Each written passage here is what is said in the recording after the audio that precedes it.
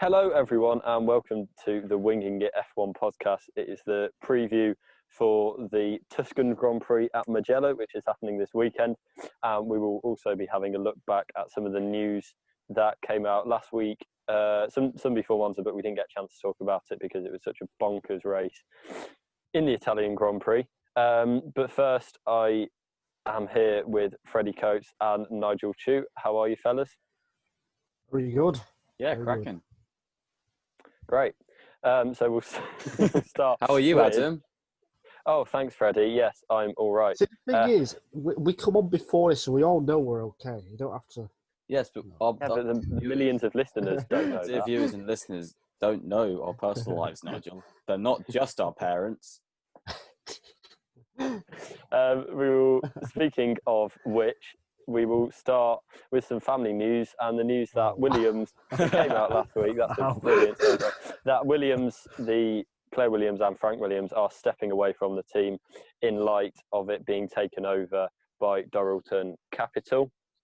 It's the end of an era for F1. It's the last family-owned team are not family-owned or family-run anymore. So what were your guys' reactions to that, Freddie?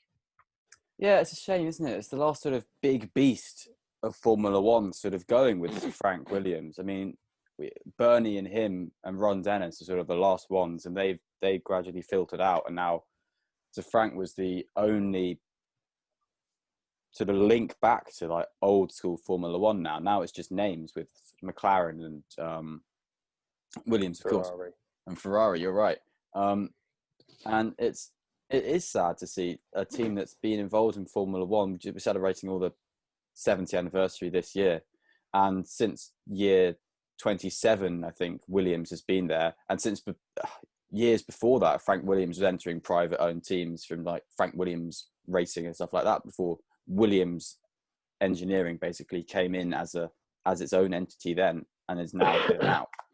I think Williams as a team is one that has a soft spot for the majority of Formula One fans because it's a family-owned team, because it's such a heritage team that it's got that, everyone's got that relationship with the team, and it's sad to see that end, but it's a privilege to have been able to see it. Yeah, it was inevitable, I guess, that Claire Williams and Frank Williams would have to step down, but it did come earlier than I thought it would happen. And it was, kind of emotional on the Sunday with the team radio from George Russell and Nicholas Latifi on the radio. And yeah, an end of an era after 40 fantastic years for an independent team to have won as many races and world titles as they have. Yes, they haven't had that kind of success recently, but I still think there's very, very few people or teams that could have come into F1 like this and been so successful and done what Williams have done over the last 40 or so years. So yeah, we'll see what happens with them over the next few seasons, but it's kind of a sad time for F1 to lose the Williams names, I guess. Yeah, it kind of feels like, F1's been becoming globalised for a long time, but this feels kind of quite a big marker point in that journey. And tied into that is kind of the more international ownership of teams. And yeah, as you mentioned, the Eccleston and Ron Dennis and Ken Tyrrell, who were all kind of involved in it before, and now it's branching out in some ways, and I think it's very sad to see them go. I think, as you said, Nigel, it is inevitable that it'd happen. Do you think kind of it'll affect the way they progress from here? Do you think it was, if they'd stayed, would they have been, following Dorilton Capital's lead anyway, or kind of how do you think this will affect them, if at all? Yeah, I think that's the reason why Claire has left, because I'm guessing Dorilton would have come in and said, right, we're running things, you can remain, but you won't actually have power, even though you'll still effectively be the deputy team principal. So then she's kind of left on her own terms in that sense, because she still does want to run the team. So, yeah, that's my answer to that one. Yeah, yeah, I can only echo that. I think it's been very well publicised recently that Doralton did want the Williams family to stay on board, and they've bought the family-owned team. And, you know, they were happy to keep it as a family-involved team because that's what's given Williams a lot of their value.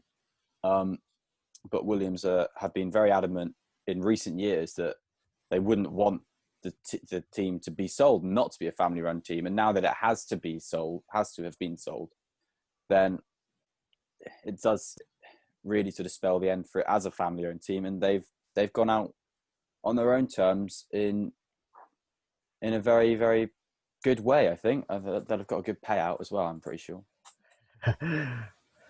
Yeah, and there was a lot of emotion, as you say, Nigel, with George Russell's radio message and Claire Williams firing up the car and then kind of navigating Nicholas Latifi out of the garage for a job that's normally kind of on the chief mechanics or engineers. But yeah, it's kind of end of an era, and it probably, if it had been last week at Spa, then it probably would have been a bit of a bigger story, but with everything that went on in the race, it got overshadowed a bit post-race. Have either of you got anything more you want to say on this? Well, we've got Simon Roberts coming into the team. Sorry, not coming in. He's becoming team principal, and he was previously at McLaren for quite a few years. So I think that's a good move to bring in some experience. Of course, it's a brand new role for him, so it'll be interesting to see how they get on. And as I mentioned with Freddie a few weeks ago, I'm just hoping Doralton Capital don't come in for a few years, then, you know, get what do you call it? Get some money, I guess, and then they'll just leave again, and then someone else will have to buy them in. It will just keep going on in a cycle. I really hope that doesn't happen, but that's what I fear, because it is a private funding company. So I can't see them staying in for the long term. That's my only fear. But that said, Williams have progressed from last year to this year a lot on the track. So hopefully with an injection of money, we can see them carrying on. And who knows with the 2022 rules, if they find something, if they, go down an area and other teams don't, and it pays off, anything can happen.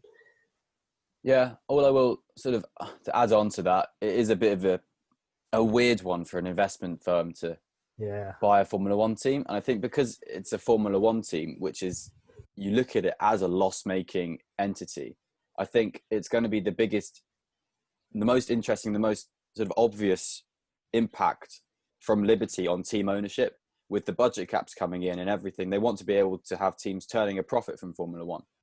And so if that can become the norm, with Doralton appearing to buy into that, then even if they are coming in and then going to do it up and sell it for more later on, that will be as a product of Liberty's new Formula One. Yeah, and that's a good point. I think that if that's probably their mindset with it, their focus, for they're putting so much money into this, they've got to be, that to have actually purchased the team, or whether it was in the 100+ million, presumably, I think. So I think that would be, it will work if Liberty's new Formula One works. So I've got a little bit of faith in it, but it is a fear, like you say, Nigel. Yeah, I mean, there's a lot of bad examples in football, especially of kind of people taking over teams for an investment and just completely ruining them. But we'll just have to wait and see how that goes with F1. And I know you both discussed it a few weeks ago.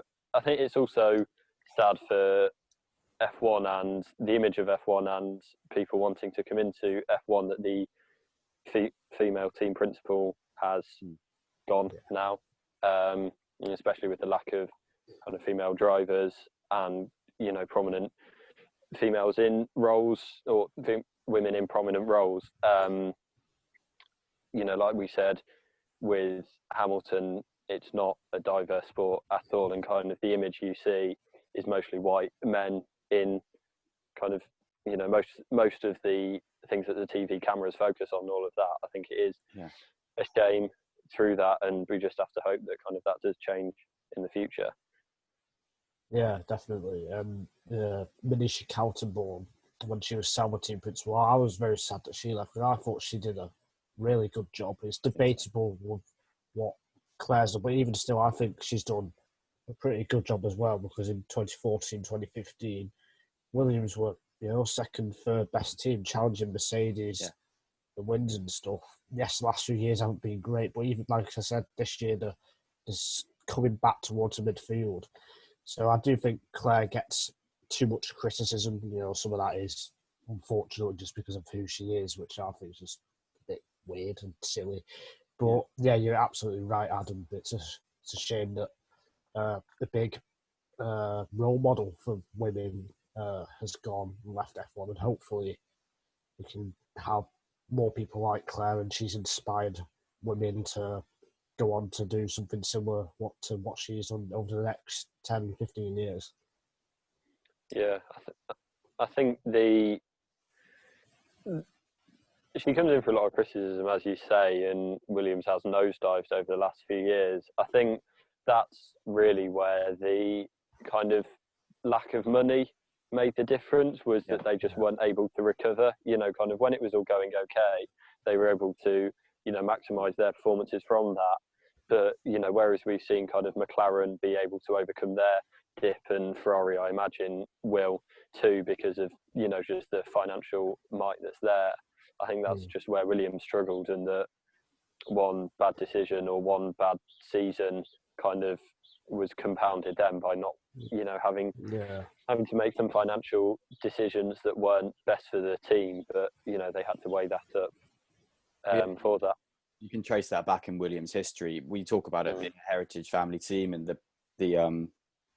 the aura that comes with that is something that was with McLaren up until Bruce McLaren's death in the 60s, I think, and then that became an owned team by a guy called Teddy Mayer, who's an American, who's a businessman. And around this sort of time was when Williams was sponsored by Saudia, who were Fly Saudia, I think, were a big sort of brand. The sort of green and white Williams inspired from that colour scheme from that sponsor.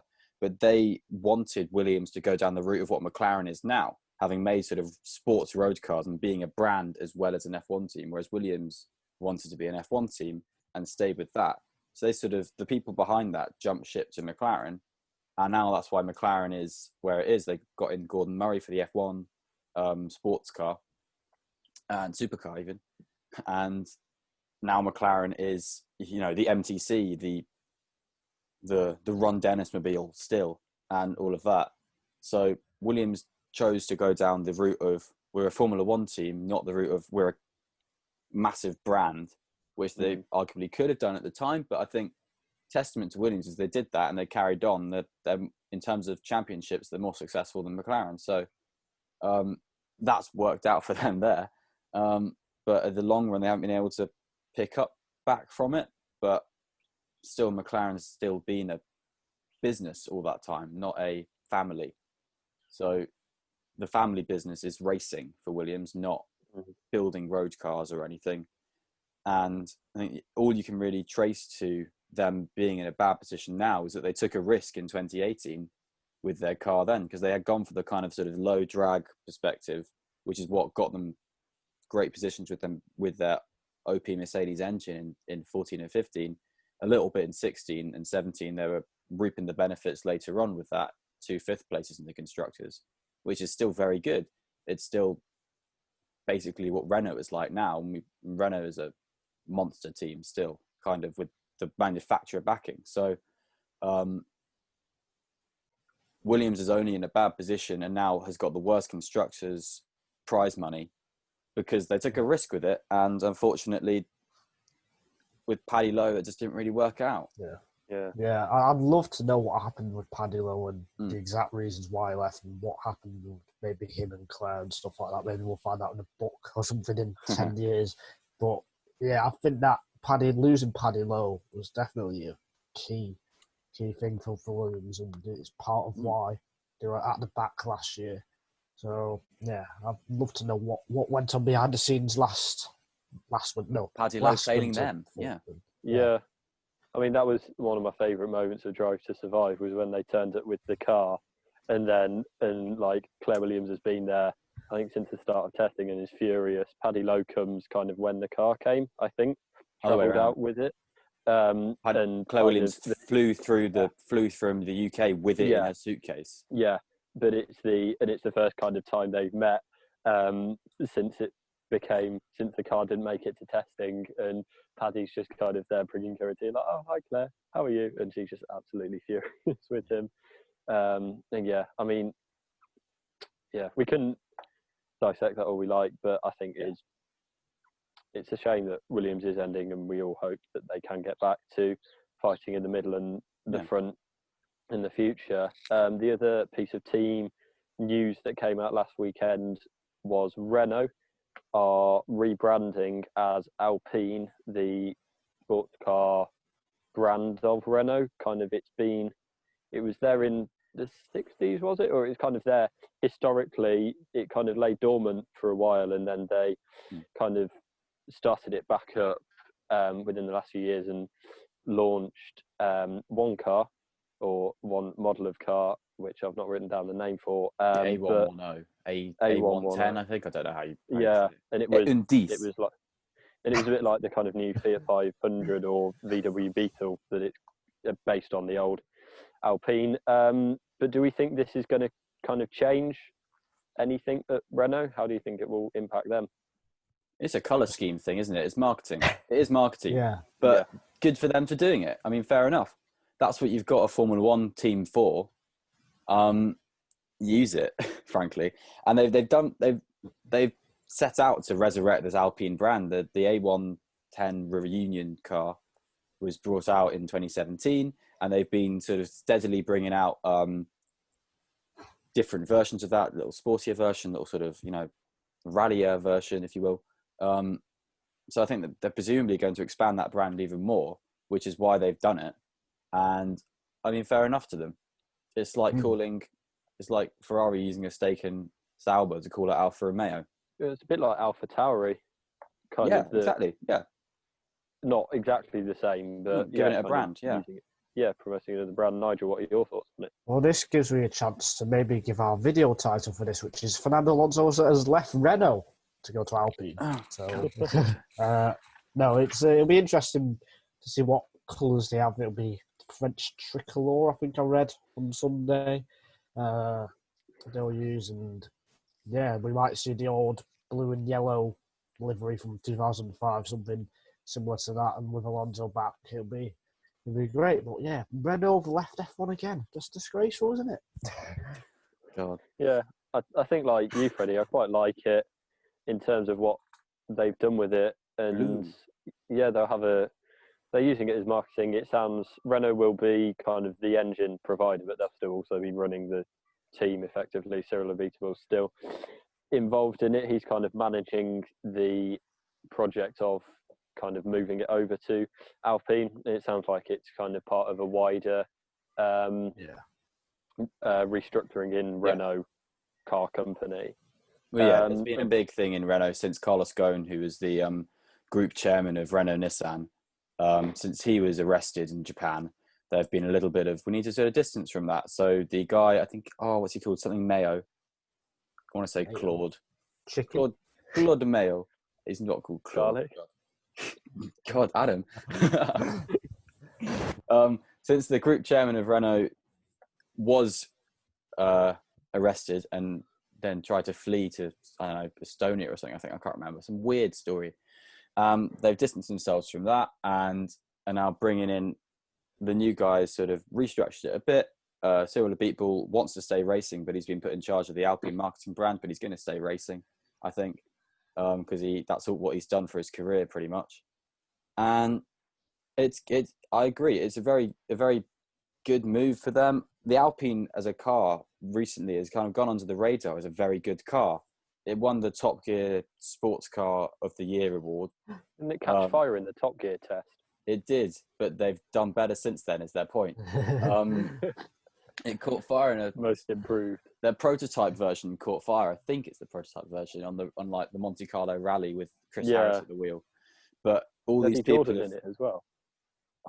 Yeah, I think so. Lots of people who know about it like it. can't say I'm ever going to drive one, I don't think, because that's, you know, student life. But I think people seem to really like it, but it's gone a bit under the radar. So I think that if they're just trying to big up their profile a bit by using Formula One, and they've got their LMP2 team, Signatech Alpine as well, then fair enough, good for them. That's a bit of a ramble, but there we are.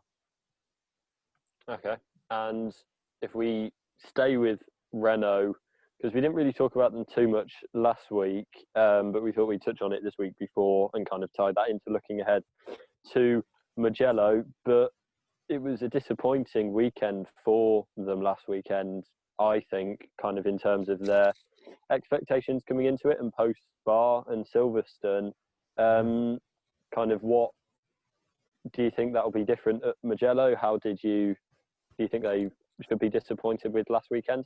Yeah, well, you called it, Adam, didn't you? You said, "Oh, do you think they wouldn't have such a good weekend like they did at Spa?" And unfortunately, they were just on the wrong side of the stop clock, because I think between third and ninth or something, there was only 2 tenths between those positions, and Ricciardo was somewhere in the middle.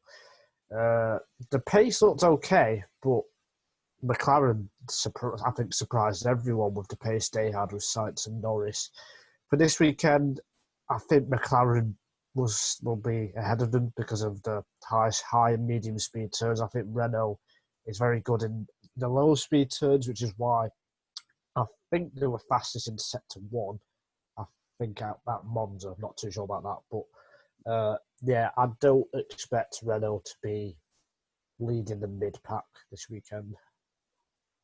Yeah, it was a bit disappointing. They sort of labelled it as their best opportunity in Monza based on the Spa form and based on some of the Silverstone form. But, I mean, they seem to sort of just fall back just due to events as well with Ricciardo. But with Ocon, it was disappointing. I can't remember Ocon's qualifying position. I think it was like 12th or something. I might be wrong. But Ricciardo, who did get up to 5th in the first opening stages, and was still going to be in the fight with Perez and Norris going up. If the pit lane situation hadn't happened and if it had all been a normal race, he would have been in the fight for the high midfield positions and the podium kind of thing. But I think circumstances transpired against him, but it was a bad weekend for Ocon based on that. But for Ricciardo, lots just played against them and they weren't able to capitalise, frankly, in the way that others were. And it didn't pay off due to the hype that was there for them, unfortunately. Yeah, they kind of brought that a bit along themselves. Yeah, they did. The amount of hype that they... Yeah. I actually think they might have a better weekend this weekend, just, you know, based off inconsistency. But I don't know. I guess, would Mugello, I don't know too much about it, but would it be closer kind of to Spa profile? No, I don't think so. I think it'd be a bit more like Catalonia. The middle sector's like Spa. It's going to be so quick. I can't wait to see the cars there. 6th, 7th and 8th gear corners. It'll be incredible. And gravel traps as well. Like, there'll be a lot of flat corners. I'm not... I think the back sector will be like, there's some quite fast sort of... Double right-handers. Cambered, the double right-handers. Yeah. They'll be flat, I think. Arrabbiata. Yeah. Named after the pasta dish. Pasta Maldonado. If you think he's dishy, you go for that. I'm not sure. We'll have to see how it'll be a really quick lap. And what I will say is, I think this is a track. I'm just so glad it's back because this is a proper driver's track for Mugello. And they'll really, show who you can get out of the blocks well, have a good car early on, and build up through the weekend. It'll be like Monaco in that aspect, where the drivers keep finding the rhythm and risking a bit more here and there. I think you're right with that. The track's going to be one of those ones that is just going to be, the drivers are going to be really like trying to find new limits with it. And there's an extra element to it that this track will absolutely break them. They did a test there, I think 2012, and some of the drivers said, wow, this is amazing. We've got to drive Formula One cars. It's such a good track for them. We're absolutely destroyed though. And I think Vitaly Petrov actually was furious but he's not in Formula One anymore. So yeah. Yeah, and Mark Webber, when they did that test, he said something like 10 laps of Mugello in the dry is the equivalent to 1,000 laps of Abu Dhabi, which kind of says, I guess, says all you need to know about the state of F1 as much as Mugello. But it will be a brilliant spectacle to watch. Do we think the race is going to be a good kind of thing to follow? Do you think it will be entertaining? I mean, there's one DRS zone. It's not. I don't think there'll be too much overtakes. But what do you think about the prospect of a good race? To be honest, I don't care if it's a boring race because just simply having F1 cars at Mugello is more than enough for me. So those are my thoughts. The only thing that could make it really interesting, the race, is it's a new track and it's a punishing track with all the gravel and grass. Can't just go on the runoff because there isn't any. So if there's a safety car or virtual safety car at the right time, that could cause some havoc. And the super fast corners will be punishing the tyres as well. I think it's going to be sunny all weekend too. So the tyres could have lots of degradation, which might push the teams into a two-stop. Those are the factors that could make it really interesting. But with the silly engine mode rule and the track, which is going to be difficult to overtake on, I don't think we're going to see too much overtaking. But just having F1 cars at Mugello, it will be something else. It's a bit of an annoying year to judge tracks on racing, unfortunately, when it's such a dominant Mercedes year. Because we go to like Silverstone and have boring races, Spa and have boring races, where they're sort of traditionally known as the raciest tracks. So it's a bit of a short straw for Mugello in that regard. But they've got the F1 race, and they've seen that in Monza anything can happen if something does go a bit bonkers. So, I mean, yeah, you can hope for something bonkers, but I think at the end of the day, it will be a classic 2020 Formula One race. To be honest, not classic, not classic Typical, race. Yeah, typical. That's it. Yeah, I quite like both Silverstone ones, but maybe that's just me. Well, but the end was good. That's it. Second one was good. The end of the first one was good, but the rest of it was a bit naff, I thought. Going on from that, do we think Mercedes will suffer any tyre-related problems here, or do you think they've either got on top of that, or what kind of? Do you think that'll be a factor? I think they will be clearing the way. In fact, I think this will be the most dominant Mercedes we've seen so far this year. I'd expect them to be over a second clear of the field at this track. They could just be able to carry so much speed through all of the track. They're not going to be slowing down, having to speed up. They'll get to their level and then stay there. No one will be able to get to that level as they are, and they'll be at that level for more of the track, I think. Yeah, this track is the middle sector at Spa, Pouon. When they used to have gravel at Pouon, this is basically, that is the middle sector of Mugello as well. It's going to be something else for the Mercedes. Mercedes should get a 1-2 in normal circumstances. Yeah. Well, yeah, but that's everywhere. Well, yeah, but like even more so here. Should we do some predictions before we go onto the quiz? Yes, we should. Yeah. Okay. So Nigel, you said it should be a Mercedes 1-2. Do you think it will be? No, I don't. It's going to be Hamilton, Verstappen, Albon podium. Freddie? Ooh, Hamilton, Verstappen, Albon. Okay. Is Bottas just going to have like a retirement or something? I'm going to delve into this a bit more. Ooh. Ooh. Is he just going to get stuck behind a car? You might get a bad start. No, Bottas getting bad starts. I won't have it. No, I'm just having a guess, isn't it? A bit like the guy who bet on the podium. He had a bet on the podium for Monza. Yeah, he won €33,000. Good on him. I mean, he only clearly put like 20 cents on it, but I mean, fair enough. Yeah, I don't know. 33,000 seems a bit 33. He got the whole podium, and then it was what 166,000 to 1. So if he got €33,000 on that, he would only put in the 0 points of euros to get to get that money. Yeah. I bet he's crying he didn't put a tenner on it. He would have got in the millions. The poor betting company. My prediction, I'm stalling. Hamilton, Bottas, Perez.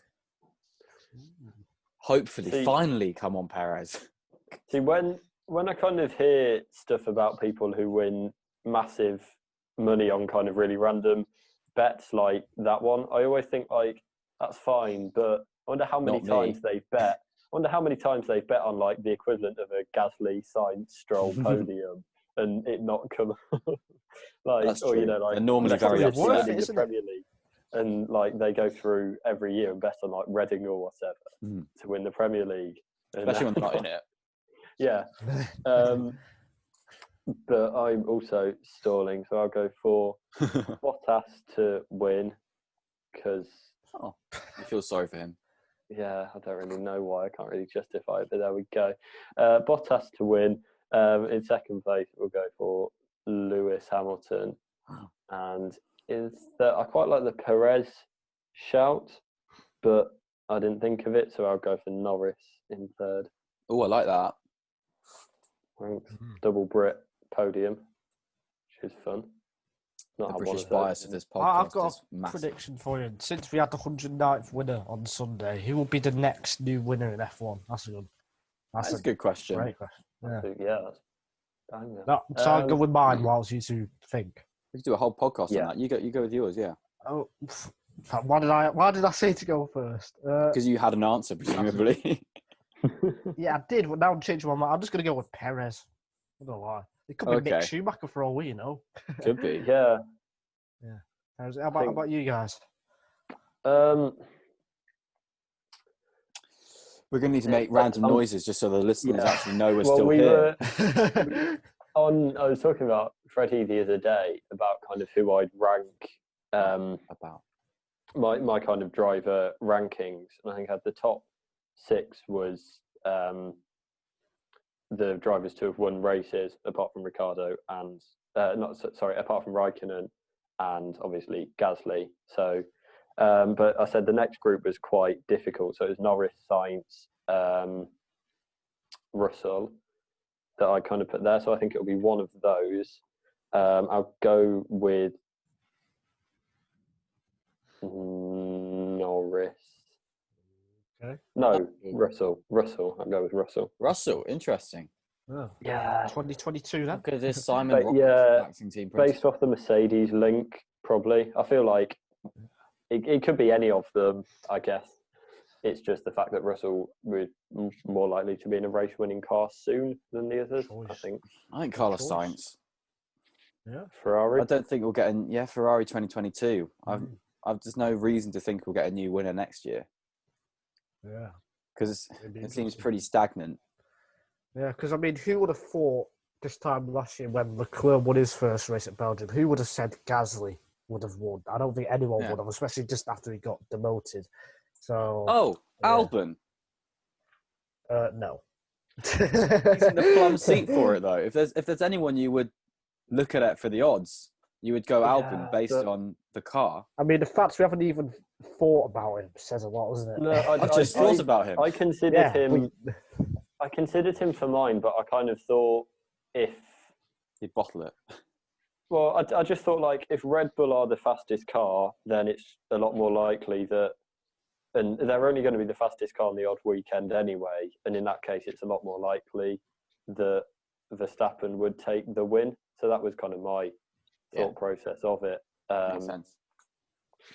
And we don't know how long he's going to be in that car anyway. So, I'm not sure.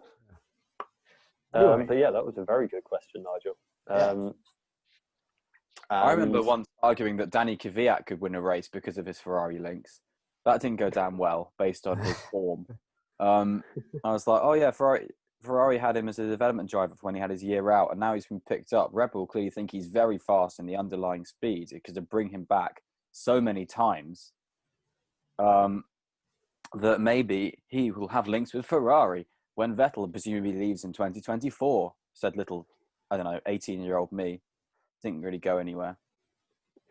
And for a final prediction, I'll go with who will finish higher, Gasly or Albon? This year? Albon. No, this race. Oh, Mugello. this race? Oh. Yeah. Albon. I'll go with Albon. I'll have to go with Gasly then. I have to, don't I? You do, to keep up your hate parade. Yeah. I know, because I said Albon would get on the Crusade. podium. So, yeah, no, Albon as Crusade. well. Albon as well. Yeah, you said Albon was on the podium. Yeah. Gasly's going to win again. Gasly's in position 0. Gasly's a safety car driver. Okay. Yeah. I think that's all on Mugello. Should we move on to the quiz, which will be on Mugello? Yes. Yes, we should, Adam. Okay. So I'm enjoying it's split. getting input. Adam asking us where we should go in the podcast we've already planned. That's what I do, to be fair. So it's, as usual with mine, it's split 50-50 between the coming track and the previous race. So very exciting. The first question is, it's the Tuscan Grand Prix this weekend. What's the regional capital of Tuscany? Freddie. Yes, Freddie. Florence? Yes. No No, chance. to Freddie. Question 2. How many corners does Mugello have? Freddie. Nigel. Oh, that was identical. I think that was Nigel. first. Yeah. Was it actually me, no? Yeah. Yeah, it was you. You go with it. I think it's 15 because I'm writing a preview for it. Freddie, do you want to have a guess? I was going to say 16. Neither of you are right. It's 17. No. Anyone want to buzz in? Not and throw it 15. again? 14? No. So I'm going to try. Yes, and drive it. Nigel. Oh. No. That time we'll just go and check. Yeah, 14. Puccini is the turn 14. Oh, Puccini, after the composer. Yeah. The next question. So that's 1-1 after Nigel got that. Who has the MotoGP lap record at the track? Oh. Freddie. Yes, Freddie. Maverick Vinales. No. Mark Marquez. Yes. Why did I say Yes. Vinales? Vinales, however you say it. It's obviously going to be Marquez. Yep. I Yeah, don't follow GP at all, but he's probably the one driver that I've heard of, or one of the few drivers that I've heard of in it. Riders. Ryder, that's actually That's- sacrilege in the MotoGP world. I know Cal Crutchlow because he's from Coventry, so they used to have coverage of in local podcasts. But, If anyone doesn't like seeing the inside of bodies, don't check Yeah. out Cal Crutchow's latest Instagram post. yeah, I saw that. It was grim. He That's posted quite. they cut open his arm, I think, as like an operation. He just filmed it. You can just see him moving the inside of it. He like moves his hands. You can see all the muscle moving. It's really gory. The way Freddie said that was kind of like, oh yeah, don't check this out if you don't like seeing it. It's like, don't press the red button. Don't but- press it, God. If you, Yeah, it was pretty grim. it's like a Yeah, Darren it Brown was- kind of thing. It's like Yeah. Okay, the next question, so it's 2-1 to Nigel. Of the tracks on the 2020 calendar, which is closest in length to Mugello? So if you both have a guess, and then I'll give you the length of Mugello, and then you can have another guess. he's just expecting us to get it wrong. I know the length of Mugello again because I'm writing the preview, but I don't know which track will be closest. What's the length of Mugello, Nigel? It's. Do you want it in kilometres or what? I know it in kilometres. I don't know I've got in it miles. written down in kilometres. Let's I go think it's kilometres. 5.3, Okay. but I'm not sure which track. So I'm going to go with. Freddie. Yes, Freddie. I know how long Monza is, so I'm going off that. Monza's 5.7 kilometres. So I'm not going to say that. I'm going to say Catalonia, Barcelona. No. Are we going off this year's calendar or like the original 2020 calendar? The current calendar. Oh, Oh, grand, races. because I was thinking Monaco, so not Monaco, the other one, Montreal. The other one. The other Nigel, I'm going to go with Turkey. Yes, that is it? correct. Well done. Yeah, it's 93 meters longer. Oh, and wow. Then the Nürburgring is 97 meters shorter. No, that's actually a really close question then. Yeah, I know. There's 4 meters in it. Yeah. So Between two tracks we didn't think were involved in the original question. No. But yeah, Good question. How long's Montreal? I don't know. Okay. I didn't write down everything. Exactly 5.3 kilometers to the meter. Mugello is 5.245k as well, just for anyone who's interested, but they're not listening. How many tracks in Italy have hosted a World Championship Formula One race? Freddie. Including Mugello? Can't remember when I wrote this question, but Freddie, what are you? Freddie, what are you going to go for? Well, I was going to say 3. Yes, I'm fairly sure that's right. Which is Imola, Monza, and Pescara. Yes. So it's 4 then? Well, Mugello hasn't hosted it yet. Yeah. Yeah, but it's like... But in the question 4 was though, written did in you? the past tense. Yeah, that's also true.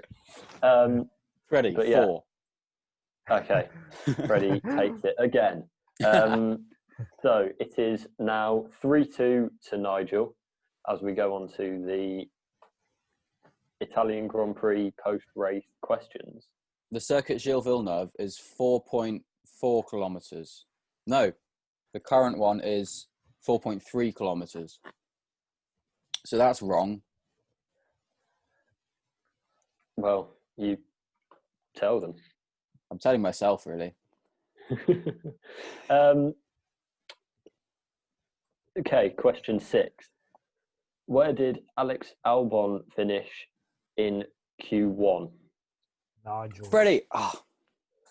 Nigel got there first. Also, I know this. 50. Yeah. I've only just got through. Yeah, I really liked that. Fun fact, do you know where he finished in Q2? Yeah, 10. Yeah. Is that the next question? No. Okay, thank you. There was a decent gap though, I think. Oh, okay. And no one improved anyway. Yeah. But yeah, next question is, what lap did Vettel retire on? Nigel. Freddie. Nigel just got there again. Damn. It was lap 4. No. Freddie. 8. 7. Freddie 7. No. Which 5. one? Nigel. Opening. Yes, Nigel? 5. No. Could be turning into a Danny Kvyat question. Freddie. Yes, Freddie. 26, because you said Danny Kvyat. 26. I know it wasn't. What? He just said Danny The Kvyat. red flag came out of that. I know. Freddie. No. Nigel 2. Nigel Yes, 2. Freddie. Isn't that your name? Hey. I'm going to say 11. No. Have we said 6? I don't know. No, but that is the answer. Oh. Well done, Nigel. Yeah, lap 6. Brake failure. And it was quite scary as well. It was really Kind of scary. He was lucky that it was that corner. Because, I was most scared when he came into the pit lane. Yeah, well, he was doing that quite slowly. He was doing it slowly, yeah. But it was quickly. Just like, Seb, you've had a brake failure. Pull up immediately. Please. Yeah. It's a good thing he didn't have a car in front of him, but he wasn't racing anywhere else. He could have gone right to the back of him. Yeah, you're right. Okay, so Nigel also gets that one, and he is storming ahead. I think it's 5-2. Oh, well, then if he gets one of them, he wins. Yes. It's not 2, is it? Oh, it is, I think. Yeah, I think you got the tracks 2 of Italian tracks and regional capital of Tuscany. Oh, yeah. So we go on to question 8, and that is, What was the highest finishing Ferrari-powered car at the weekend? Nigel. Oh, damn it. Yeah. It was Kimi Räikkönen. Yes. For a bonus point, can either of you say where he finished? Freddie. Finished. Oh, Freddie? yeah, Freddie. Yeah, cheater. No. 14th. What? No. Okay. Nigel, I think it was just outside the points in 11th. No, it was 13th. Oh, damn. Yeah. But another one. Nigel's won the quiz. Nigel's won. Not yet, you never know. This is how I felt in the 100. You do know. You've got I just got 6. demolished. It's 10 Yeah, questions. but you never know with Adam, he might deduct me some points for some reason. I might have just done a 15-question quiz for no reason. Yeah. Okay. Next question is: Lewis Hamilton recorded the fastest ever F1 lap in history. Oh, yeah. Which I feel like, I don't know, fastest. To me, I think the latest amount of time. But anyway, it's not about that. The question is, what was his average speed over the lap? Nigel. We'll go closest wins. 100, Nigel. Was it? Yeah, 160. In miles an hour. Yeah. Wow. 165.6. Freddie, Okay, 164.8. Freddie gets it. It was 164.267 miles an hour. So Freddie, The reason they do it in miles per hour average, not lap time, is because of the different corners and stuff on different tracks. Yeah, I get it, but it's just like, to me. Well, then you can just go and do a lap that's 1 meter long. Yeah, but then and that's the shortest, fastest lap time in Formula One history. But then you've got to build a track that's 1 meter long, building a facility for F1 to run there, and then persuade them to actually go there. And if you're in Britain, that's going to be a problem because there's always a British Grand Prix. So it's quite. Well, yeah, but then you can just always have the Austrian Grand Prix, can't you? Yeah, or the Bahrain. Yeah, exactly. It's a quick lap, but it's not in terms of average speed. Okay, and the last question with, I think it's 6-3. So Nigel's already won, but, he can extend his lead or Freddie can close it up a bit. What was the pole position lap time? Freddie? Yes, Freddie. 118.887. Yes. Was it that?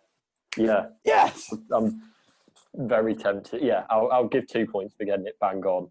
Did I get it bang on? Anyway, yeah. Oh, 6-5. No way. Yeah. This is why you write qualifying reports, ladies and gents. Oh, damn. Yes. Yeah, that's very impressed. Wow. But yeah, not enough to overhaul Nigel, but enough to not even with 2 a lot, points.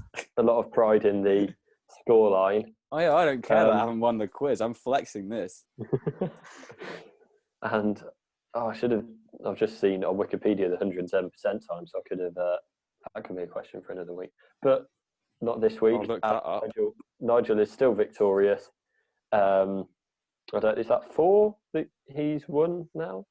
I think me and Freddie are level. I think. Ooh. I think. Oh, well. I'm not sure. We've had 8 quizzes, have we? I need to because I'm writing the next one. I need to favour it to Adam then. Yeah, that's part of the competition, is writing the quiz for your rivals. Because then when I don't win, then it's even worse. You did that last time, didn't you?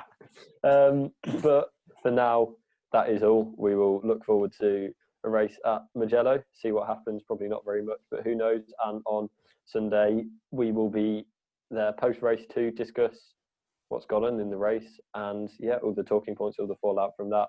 And any news that happens as well, because we didn't think when we did the Monza preview, we didn't think that we'd be discussing Williams and Alpine so much. But that is all for now. Thank you to Freddie and Nigel for joining me, and goodbye. Goodbye.